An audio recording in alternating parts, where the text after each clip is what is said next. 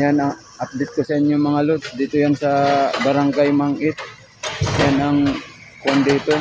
Yan ang kalsada dito sa may Mangit. Bali yung dito. Yan. Gumuho na yung lupa dyan. Bali yung kalsada kalahati na lang. Kaya one way na yan mga lods. Bali pag unahan mo kurbada na yun. Yung yan o. Bumigay yung lupa dyan mga lods. Bali yung riprap doon nasira na. Nakasama ng pagguho ng lupa. Yan. Bali doon sa baba. May mga nagtatrabaho na doon.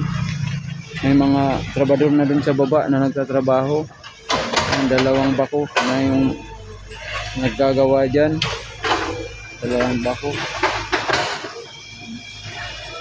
Yan ang update dito mga lods. Sa mga dinadaanan ko. Papuntang Balatan. Yan o. Dito yan sa may Mangit. Barangay Mangit. Yan o. Hanggang dito. Ba't dito yung hanggang dito yung gumuho yung lupa. Yan na. Bali yan yung barracks nila ng mga trabador. Yan ang barak. Yan balik dun. Yung mga nagtatrabaho dun sa baba. Yan. Yan mga pag umuulan, mag-ingat na lang tayong mga motorista na dumadaan dito sa Barangay Mangit kasi yan kadelikado na yung mga kalsada dito. Baka pag lumambot kasi yung lupa pag umulan yan kadelikado sa landslide. Yan yan balik ko na yung lupa niya, mga malambot na. Ayan. Bali mga tinatrabaho na yan. Yan ang kung dito kalagayan dito sa mga kung kayo magta-travel dito papuntang Balatan.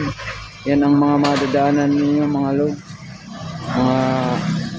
May mga makita kayong kalsadang mga nasira, saka yung mga landslide dito.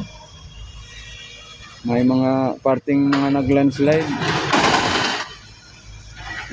Dito kasi sa parte na to, talagang mountain area na to, yan mga bundok na yan. Kabilaan yan, hanggang dyan, hanggang dito bundok. Kaya napaka-delikado sa mga landslide pag umuulan. Mahirap saka ang kalsada dito pag umuulan, talagang maputik.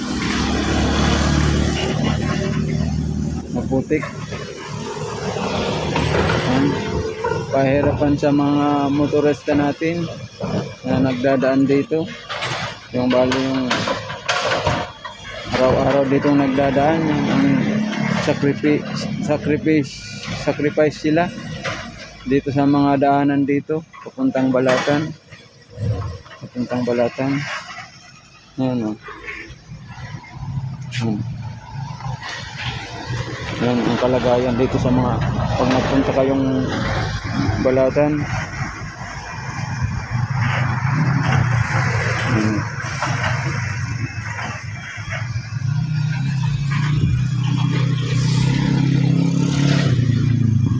Motor.